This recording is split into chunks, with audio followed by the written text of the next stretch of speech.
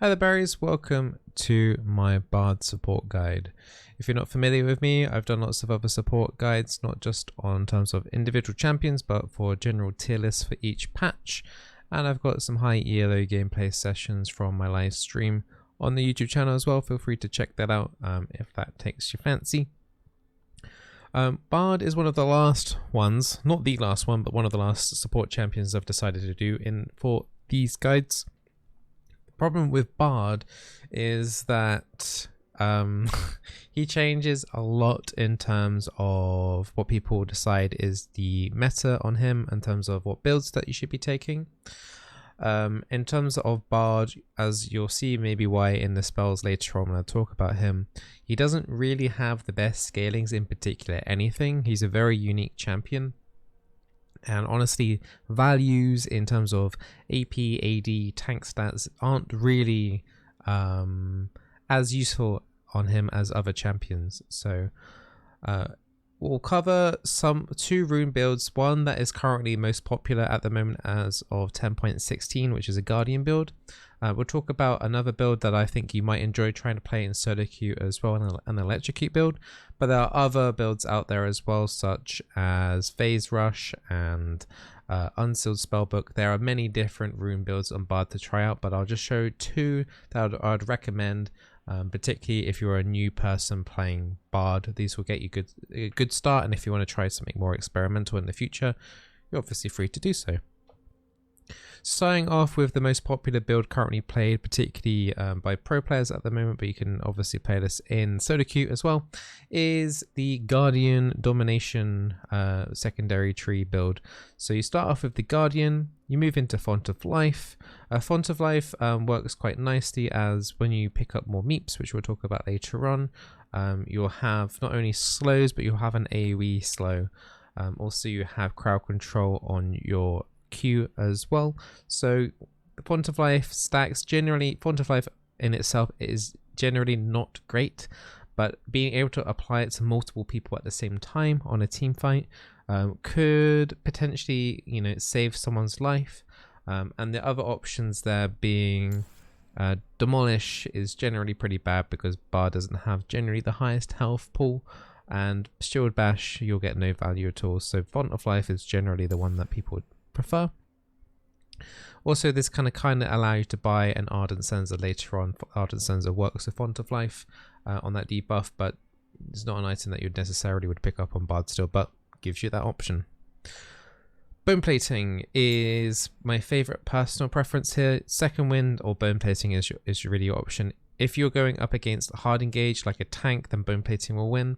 If you're up against double poke kind of champions, so you're going to be sieged a lot, then Second Wind will give you more value overall, as you'll be taking more smaller instances of damage as opposed to one huge set of attacks. So maybe switch in and out depending on what you're playing against.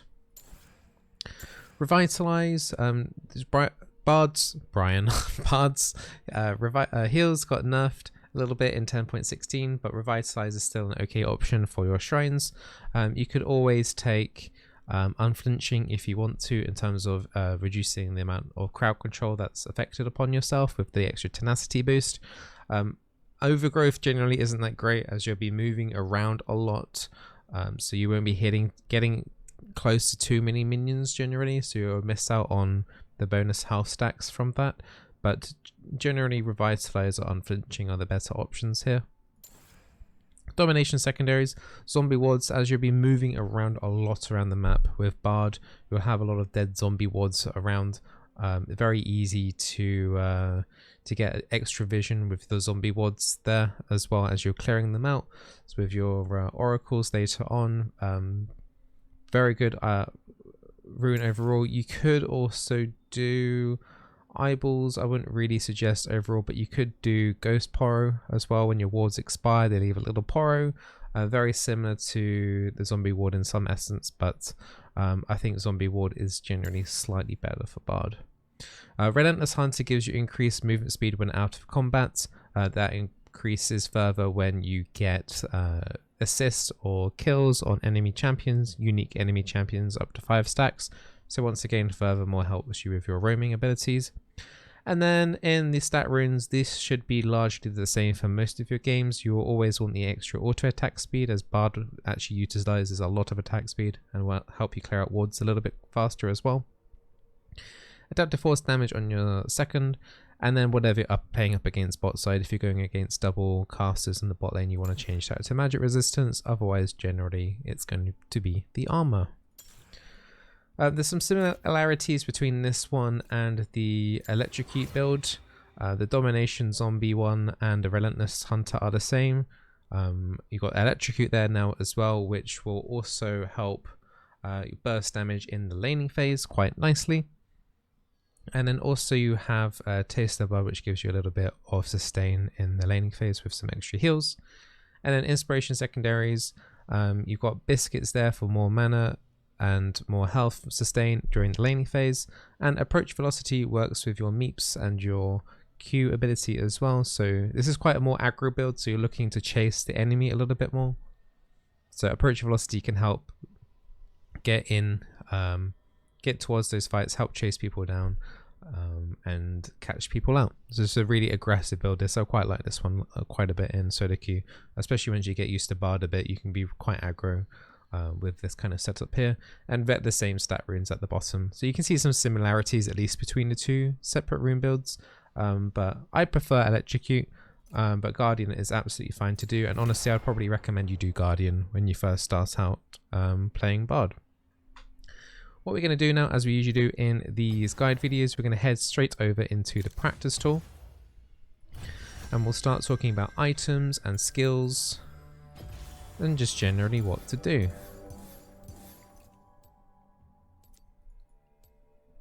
So here we go. You generally want Ignite and Flash. Flash is standard across almost every single champion in League of Legends. Ignite again helps you get kills, very nice with the Electrocute build. If you're going more the Guardian build, you could look to do Exhaust if there's a lot of assassins on an enemy team, but generally as Bard you're looking to roam around and actually get kills, so Ignite usually comes out on top then.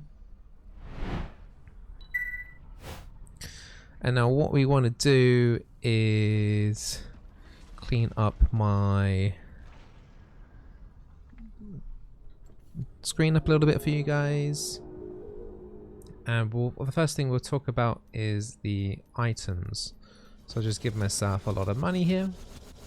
And very similar to the runes, items on Bard are again there's a lot of argument between what's important at the moment and what's not. It kind of changes every couple of months.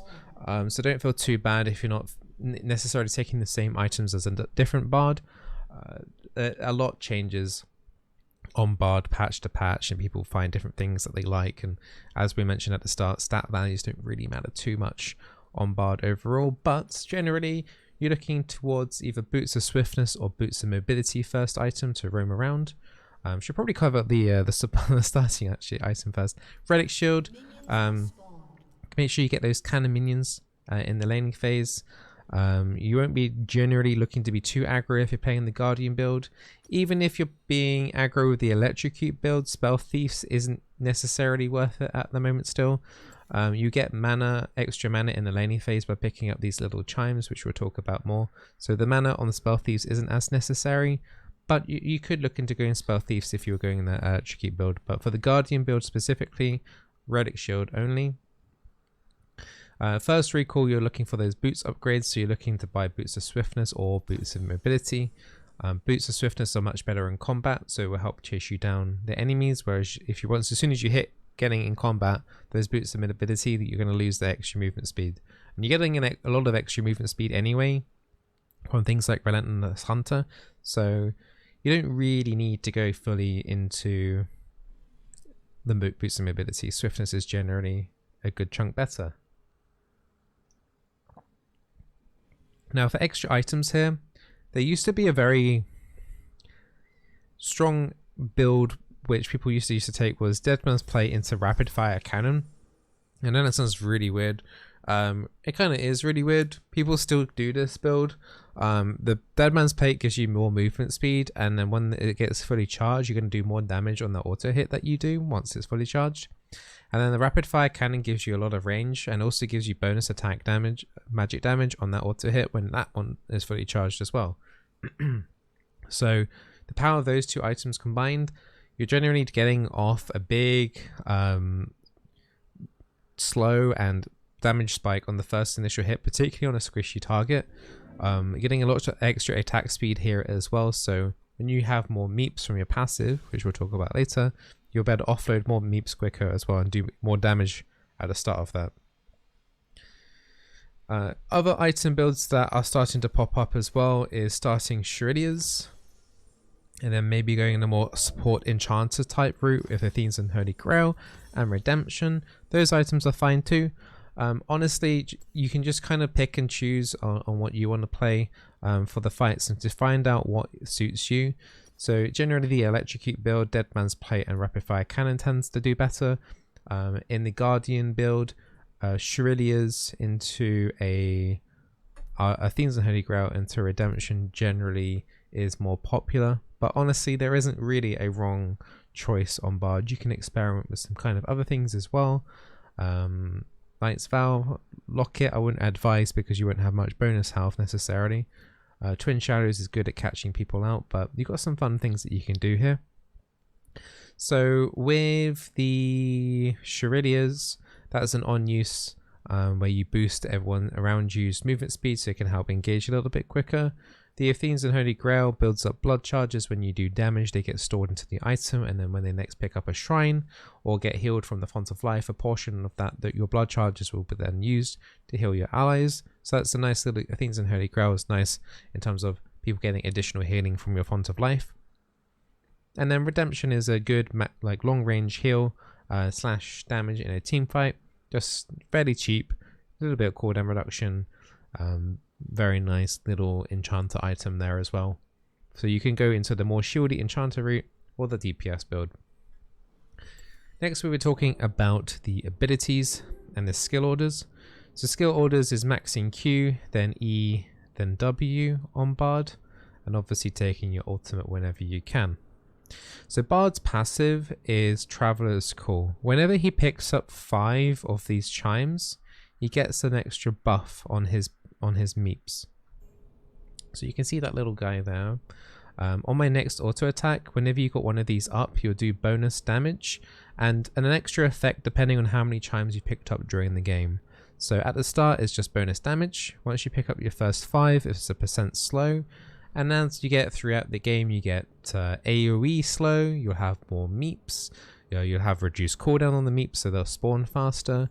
And every time you pick up 5 as well, they also will do 12 more damage base. So they're worth picking up. Also, every chime you pick up will also grant you maximum mana of 12%. And also you get a tiny amount of XP when you pick them up as well. So if you go out of your way to pick them up, you'll catch up a little bit on XP as opposed to some other supports that when they roam, they miss out on minions and lose XP that way. When you first start off the game before the laning phase, generally there are 3 chimes that spawn that you should be able to pick up and that you should pick up that will actually get you to level 2 quicker. You'll be the first person generally in bot lane to hit level 2. Level 2 spike on Bard isn't really amazing, but if your AD carry is not prepared, you can put down a shrine for them as well, and then they can help you can get them out maybe slightly quicker just because you have an extra ability and your AD carry doesn't. So it's definitely worth picking up those 3 chimes. Also, it means that you don't have to leave the laning phase, and sometimes chimes generally spawn on the same side as Bard is, as you can see, because I'll be being bot lane and in the base the entire time. Chimes has generally spawned across the minimap all the way around the bot lane.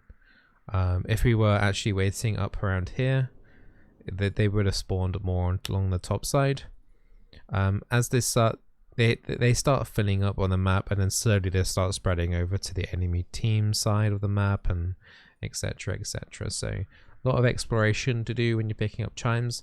It's a little bit of a balance picking up chimes in terms of leaving your AD carry and picking them up, but the first 5 that you get are really important because you get the extra 25% slow on your meep, which can be huge in terms of catching people out. One other thing I should probably add as well is chimes, when you pick them up, also give you a movement speed stacking bit buff, up to 5 stacks. So what you can do here is, let's teleport over to bot lane. Doing a bot lane situation here, and you want to roam to mid. Conveniently, there's some chimes on the way, so you can pick up this one, and then, oh, I've got 3 stacks now, and then it's 4 stacks, and then 5 stacks are at the cap. And now we can come to gank mid lane while having all of this extra movement speed that's going on right now. So that's just one example of the chimes being used to help with your roams, basically. You might not necessarily have as many as 5, but you have 1 or 2, which will give you a little bit of, you know, increased time in terms of getting into the lane that you need to be. So that's the passive. It's a fun little mini game. You'll be doing that throughout the entire game, and you'll be always looking to get every 5 interval. Next ability is Bard's Q. It's a short line attack, but what you can do is, if we get some target dummies in, good old target dummies. When it hits the first target, it passes through a little bit longer and then extends out to stun the target behind it, and also the target that gets stunned. So what you can see here is, you see the range isn't going all the way to the back, but it actually extends over it a little bit more. Let me get rid of these minions. It actually extends a little bit more than the cursor suggests, as long as you hit that target, the first target. It doesn't have to be a champion, it can also be a minion as well. It will do damage and it will stun both targets. Now, if you've only got one target, say if this is an enemy champion, what you can do with the Bard Q as well is it works off terrain as well.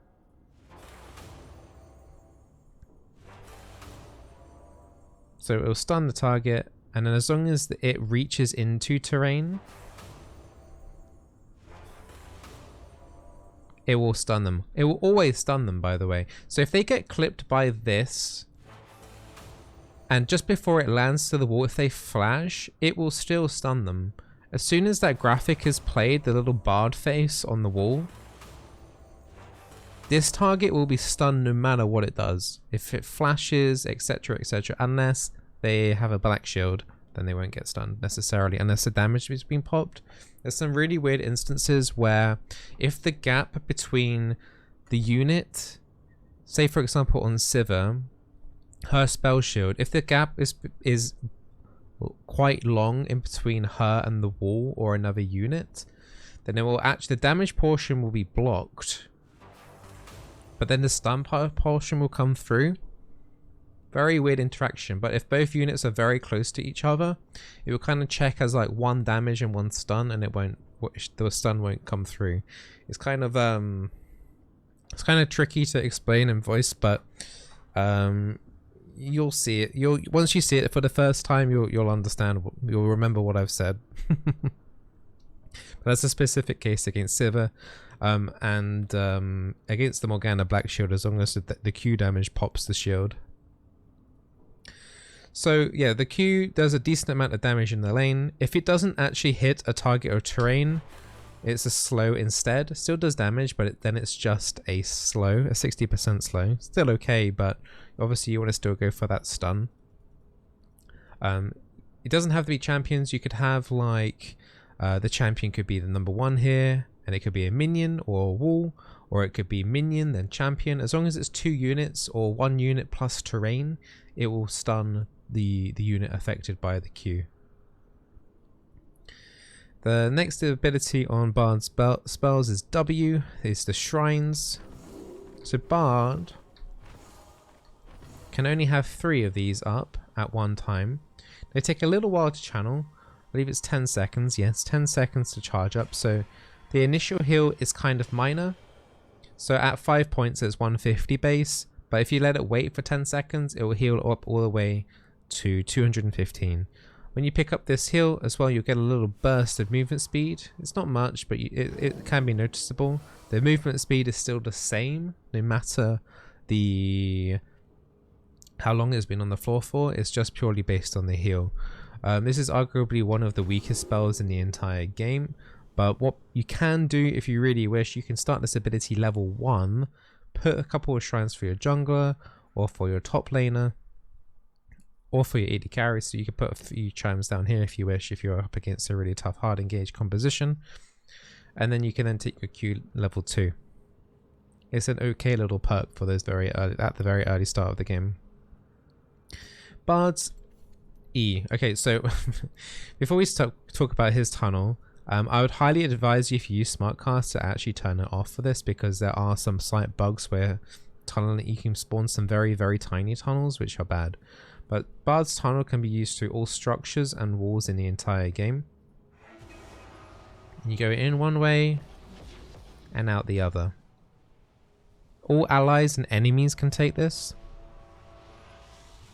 Allies would travel faster than enemies.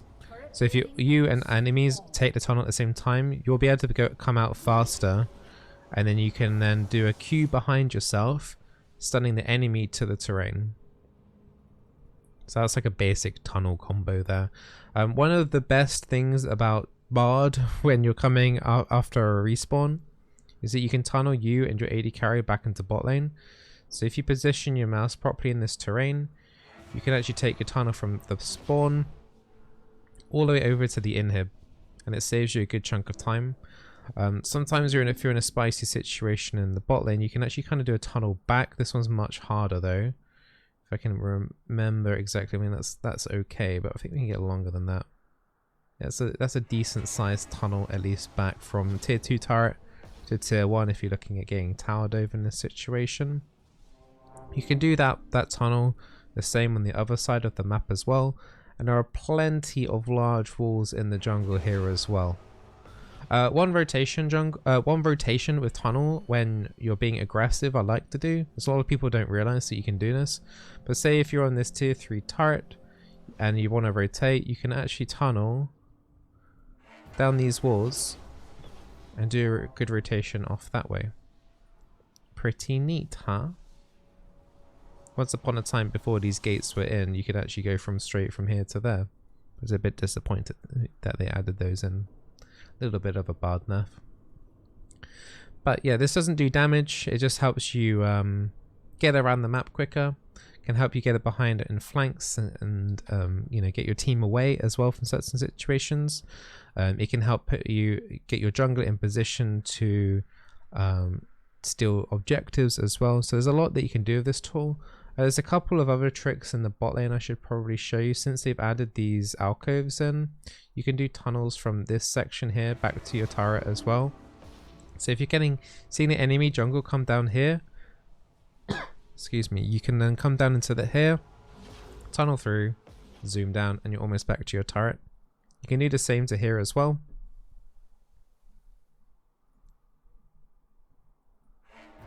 Boop, all the way back to the turret. Also, if you're on red side, you've got another wall you can use here as well. You can actually use this wall to go straight back to your turret as well. Whereas unfortunately this wall is okay, but this exposed lane here can give you issues too. Right, so let's go back to the base and finish talking about our abilities. Teleport all the way back. So, cover tunnel. Next and last ability is your ultimate, Tempered Fate. Throw this out after a short time. Will stasis everything. Minions, turrets. That one can't be stasis because there's a tier 1 turret and a tier 2 turret alive, but I promise it does stasis. Same with enemy turrets as well, if you can get into range, which will be very shortly. Nice and shiny. Means that your turrets can be saved from damage, which can be used for Shelly. So if you have Herald, well, if the enemy team has Herald and they spawned her and she's looking to charge, just before she charges, if you stasis your turret, Shelly won't lose HP, but your turret won't lose HP either, and you'll save a lot of turret platings and or damage to your turret. So learning that and realizing that on Bard is mind blowing the first time you see that. It's very huge. You can also use this on epic monsters. This works on Baron and Dragon. So this can make it so if you had no right to have this objective, you can make it so that you can turn this into a 50-50 smite battle. So your jungler's waiting over here. You got that tunnel set up. Dragon then gets stasis at around 800 health. Ooh, which jungler's gonna get it? Who knows? But now you have a chance. You can do the same with the Baron buff as well. And Shelly. So that's what you can do with your ultimates. So it will affect allied champions as well. Units that are already stasis will have a spell shield can block it. This includes items like Banshee's Veil and Edge of Night. Those can block it, but other than that, Malzahar passive I believe should still block it as well.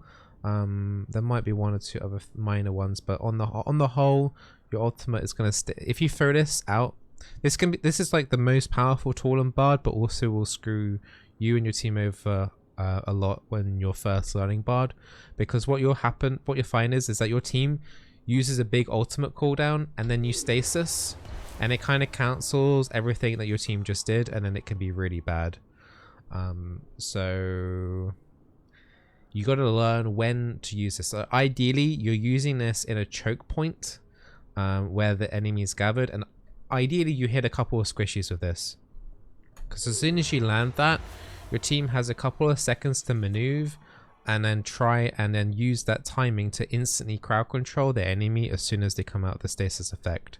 So when you're using Tempered Fate, you're looking to, as soon as they come out of the stasis, you're looking to use your Q to do like at least a double stun. Like that. So they wouldn't have any time to react. Even if this person here, as long as they get clipped by this Q, remember we talked about the BARD circle, the BARD little happy face? The O face? As soon as you clip that first person, even if they flash out of that, they're still going to be both stunned. So you've got a 2.5 stasis here, setup time, and then you've got another up to 1.8 second stun on your Q onto at least 2 targets here. So the chains you see there can be quite disgusting quite quickly, and obviously you've got your own teammates' abilities as well that will be interfering and helping knocking down these people as much as possible.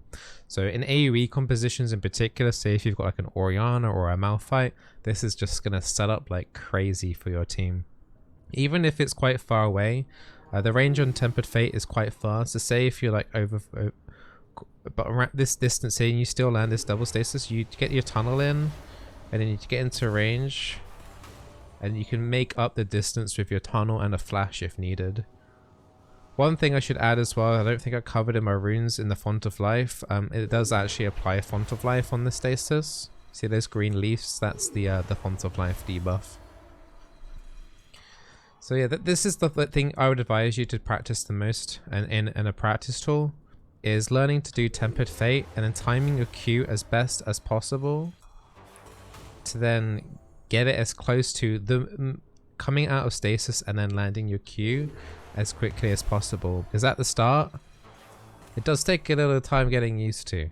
Because you could easily do like that, for example. You miss the first target, your Q is still traveling. Unless there's another target behind this person, then you're going to miss out on the stun. You're going to look a little bit stupid like I just did. So it's worth getting used to. Practicing making sure you don't look stupid in solo queue. And you can also stasis yourself, which can help you have a sticky situation, and then you tunnel away if you're able to. Other than that, I think I've covered weaved in and out some advanced combos throughout this guide. I don't want to make this one too complicated because the champion itself is very difficult to master. He's one of the hardest champions to play overall in League, but if you can master him, he is one of the best support champions you can carry with in solo queue. His uniqueness, the fact that runes overall don't make a huge difference on him, items are kind of weird on him. He's a very weird but fun champion to play. Just take some time. He has a very steep start of the learning curve. There's some mechanic things that you need to learn, particularly with the stasis, as we mentioned. Learning how to do your stuns, tunnel routes as well. Ideally not spending 10 seconds here lining up a tunnel, for example, and figuring out what the angle is, getting used to that as well. Making sure you're picking up all the meeps, knowing when to pick up the meeps and not abandoning your AD carry too much necessarily, or at least trying to make a play over learning roaming. There's a lots of different things on BARD that you need to learn over time, but hopefully this guide pushes you in the right direction and gets you started off with your magical journey. I did not just look at the ability, you didn't see that to make that pun, but yes, your magical journey into becoming a professional BARD player. Hope this guide helps you out. Be sure to subscribe on the channel if you want some more BARD content in terms of gameplay videos, or if you want to find out anything else about any of your other favorite support champions or support champions you're looking to play. This YouTube channel has tons of guides and tier lists for each patch, etc, etc, tons of support content. And also we have a fantastic community over at discord.gg/Bizzleberry, or over at the live stream twitch.tv/Bizzleberry. I've got thousands of berries there that are able to take on your questions, your support questions. We've got support mains across all different ELOs, from master down to bronze, wanting to learn how to play, people wanting to help each other. So come and say hi and join the community. So yeah, just stay tuned, look out for another support guide video coming out soon, and take care and stay safe. Bye.